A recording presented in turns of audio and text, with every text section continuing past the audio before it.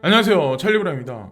어저께 급작스럽게 비트코인이 제가 이렇게 엎드려가지고 패드를 만지작 거리면서 뭐 이것저것 기사도 읽고 보고 있는데 갑자기 비트코인이 쭉쭉 떨어지더라고요. 툭쭉 떨어지더니 알트코인도 좀 변동폭이 있었는데 알트코인의 변동폭이 생각보다 많이 없는 상태이기 때문에 비트코인은 현재의 채널을 유지하면서 알트코인 장세가 다시 이제 순차적으로 오지 않을까라는 생각을 하거든요. 아마 지금 업비트나 뭐 빗썸이나 이 창을 보시면 살짝 다시 양봉 쪽으로 아마 돌아가는 걸 여러분들이 느끼실 수 있을 거예요. 그래서 지금 현재의 채널을 아마 유지하면서 서서히 이제 알트코인들이 이제 호재 이슈를 반영되면서 가격 상승이 이제 또다시 돌아올 거라고 생각하고, 일단 그건 좀 이따 다시 디테일한 부분 말씀드릴 거고, 제가 요 근래 본 뉴스 중에 가장 제 내리를 많이 스치고 지나가고 많은 영향을 준 게 이 코인데스크 코리아 3년 운영 신한은행 블록체인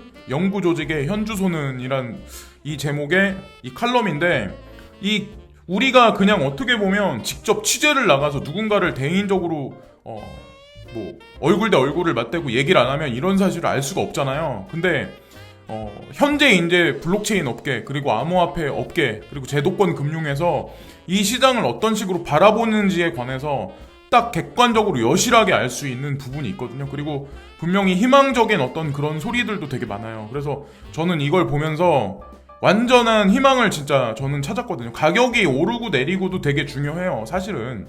근데 그거보다 더 중요하다라는 거죠. 사실 제도권 금융에서 이 암호화폐 시장을 어떤 식으로 바라보냐의 시각이 이 칼럼에 담겨 있거든요.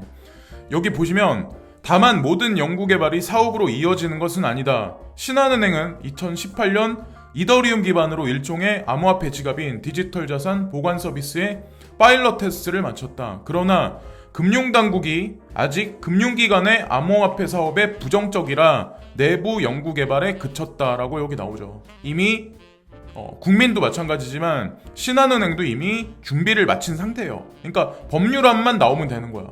자, 암호화폐는 조심스럽다. 법제가 문제가 안 된다면 은행도 가상자산 사업자가 될 수도 있지만 특근법 시행령이 아직 안 나와서 뭘 판단하기가 어렵다.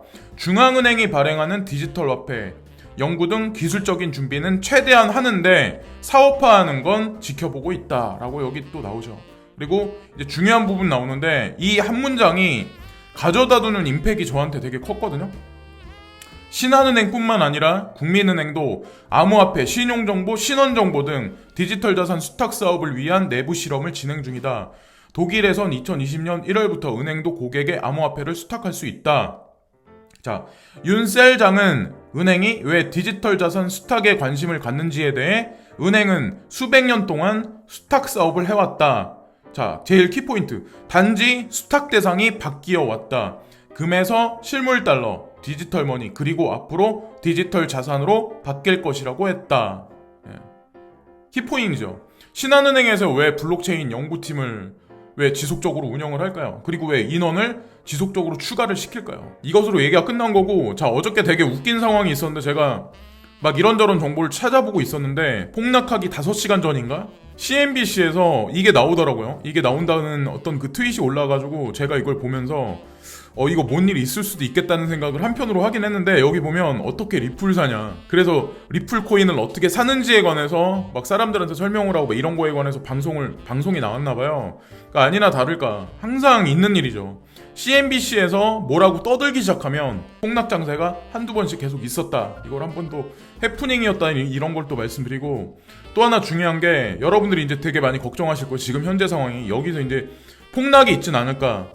근데 비트코인이 아직은 녹색 구름대 위에서 비행 중이라서 그렇게 염려할 정도 수준은 아니죠, 아직까지는. 근데 저는 솔직히 제가 알트코인 장세에 관해서 이제 말씀을 드릴 때 9,500에서 9,600달러대에서 되게 장기간 횡보할 거라고 말씀을 드렸었는데, 급작스럽게 올랐잖아요. 9,700달러까지 올라가더니 1,200달러, 1,100달러 위에서 계속 수준을 놀았잖아요. 그래서 좀 이상하다는 생각을 저는 한편으로 했거든요. 근데 지금 현재 상황이 9,500달러에서 9,600달러대 이 언저리로 다시 이 채널로 돌아왔고, 당분간 현 채널 유지하면서 알트로 또 세력들은 핸들링하지 않을까라는 생각을 하고 있습니다. 자, 그래서 비트코인 기준에서 다시 여기서 더 하락한다기보다는 점진적으로 다시 올라가긴 하겠지만 이제 9,800달러대를 또 찍고 다시 채널 안으로 떨어지는 그림이 그려지지 않을까라는 생각을 합니다.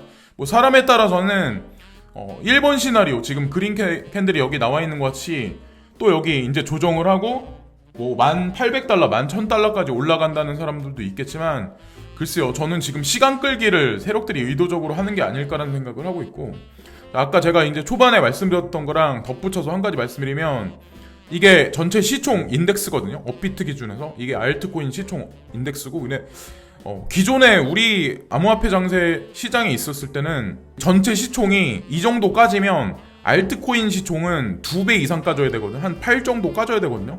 근데 지금 보면 이거는 1.50 정도 까졌는데 전체, 그러니까 비트코인 위주가 더 많죠. 비트코인 인덱스가 더 높으니까 이거는 마이너스 3.88이에요. 이거를 이제 잘 보셔야 된다는 거죠. 그래서 어저께 제가 블록보리오를 보면서 알트코인 사토시가가 그렇게 많이 안 까졌더라고요. 그러면서 아침으로 이렇게 돌아가면서 비트코인 개수가 점진적으로 이렇게 올라가는 걸 보면서 이거 갖다 뭐 죽이려고 지금 완전히 그런 건 아니구나. 아직까지 알트코인 호재 이슈 같다 핸들링하면서 좀 약간 그런 식으로 워밍업 시키지 않을까 그런 생각을 했었고, 그저께만 해도 이제 비트코인 can save us라는 그런 게 나왔었잖아요. 비트코인이 우리를 구해줄 거야.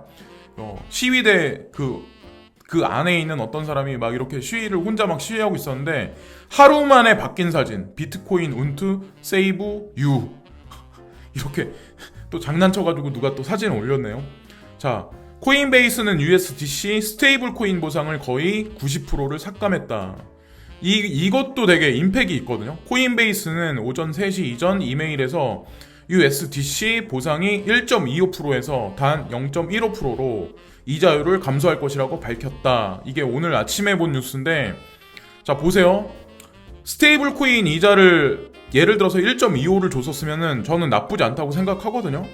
그러면 지속적으로 그냥 스테이블 코인에 그냥 남겨져 있을 텐데, 이런 식으로 코인베이스 측에서 만약에 이자율을 적게 주겠다 유도를 하면 사람들이 이 USDC 코인 같다 코인들을 분명히 사기 시작을 할 거란 말이에요. 그게 비트코인이 됐든 알트코인이 됐든 저는 그런 식으로 의도적으로 지금 코인베이스에서 유도할 거라고 생각하고, 그것으로 인해서 시세에 이제 다시 한번 붐업이 있을 거라고 이제 생각을 합니다. 비트코인이 미국 경제가 축소될 것으로 예상됩니다. 그런 코인 매트릭이라는 그 회사가 있는데 이번에 레포트를 발표를 했어요. 그래서 미국 GDP가 2030년까지 3% 정도 감소할 것으로 예상을 하고 있습니다. 그리고 비트코인이 2024년까지 미국 주식 거래와 일치할 것으로 예상을 하고 있습니다. 의회 예산국은 향후 10년간 미국의 GDP가 16조 달러 감소할 것으로 추정하고 있습니다. 이 3% 감소는 코비드-19의 낙진과 관련 경제 불안정성에 비롯될 것이라고 사무실은 추정했습니다. 동시에 데이터 회사는 코인 매트릭스는 비트코인의 1일 거래량이 2025년까지 미국 주식 및 채권의 거래량과 일치할 것으로 예상을 하고 있습니다. 지금서부터 5년 남았죠. 그러니까 만약에 지금 암호화폐 장세가 2025년까지 미국 주식 및 채권 거래량과 일치할 정도까지 올라간다면 얼마나 많이 올라갈까요? 하여튼 저는 앞으로 그렇게 될 거라 생각하고, 또 이거는 이제 국내 기사인데 이것도 한번 보시면 재밌을 것 같아요. 1,000만원 넣었는데 고작 8만원 세금, 그러니까 이자율을 되게 적게 준다는 얘기죠. 쥐꼬리만큼 이자를 주는 게 현실화됐다. 그래서 국민은행이 예금금리를 0.3포인트 낮췄다. 다른 은행들도 다음 주께 조정할 듯, 이런 얘기가 나오죠. 자, 그러면 앞으로 어떻게 될까요? 거의 마이너스 금리 쪽으로 거의 갔다고 보시면 돼요.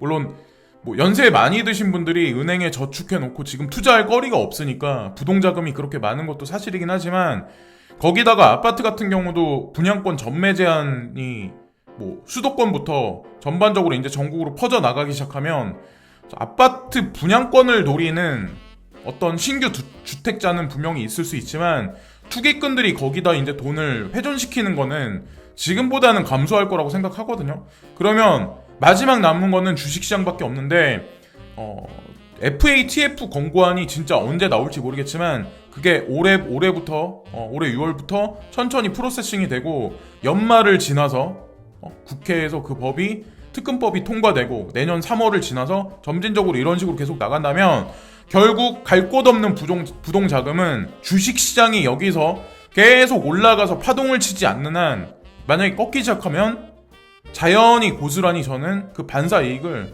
암호자산 시장이 고스란히 받을 거라고 생각해요. 근데 올해는 아닐 거라는 생각을 하거든요. 왜냐하면 법이 없잖아요. 특검법이 아직까지 끝나지가 않았잖아요. 그리고 국가에서 세금을 못 매기잖아요. 우리는 세금을 내지 않고 그냥 이 시장을 빠져나가고 싶어 하긴 하지만 어저께도 보셨다시피 이런 일이 앞으로도 비일비재할 거라고 생각을 하거든요. 왜? 걔네들은 세금을 못 걷어가잖아요. 암호화폐 장세를 올려놔도. 그래서 하여튼 그런 식으로 앞으로도 계속 주기적으로 일어날 거라고 생각합니다. 그래서 오늘 끝으로 말씀드릴 거는 아직까지 이 지금 암호화폐 장세에 알트코인 위주로 된 호재 어떤 이벤트 이슈가 있기 때문에 그거를 트리거로 해서 아직까지 세력들이 이 시장을 가지고 놀 거다라는 생각을 하거든요. 그래서 여기서 패닉셀이 나올 거다라고 생각하시는 분들은 그냥 내리시면 되고 희망의 회로를 돌리시는 분들은 그냥 뉴스 같은 거 서칭하면서 계속 투자 진행하시던 거 투자하면 좋을 것 같아요.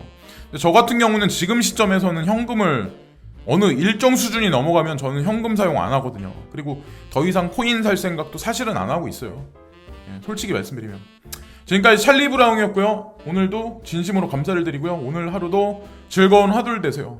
조작질이 난무하는 시장이긴 하지만 어쨌건 아까 신한은행 블록체인 팀 팀장님께서 말씀하신 것 같이 제도권 금융에서 준비를 할 때는 다 분명한 뭔가가 있기 때문에 다 그런다고 생각하거든요. 저 같은 아마추어가 얘기하는 게 아니기 때문에 그게 더 아마 확실할 거예요. 오늘도 진심으로 감사합니다. 구독과 좋아요 끝으로 부탁드립니다. 감사합니다.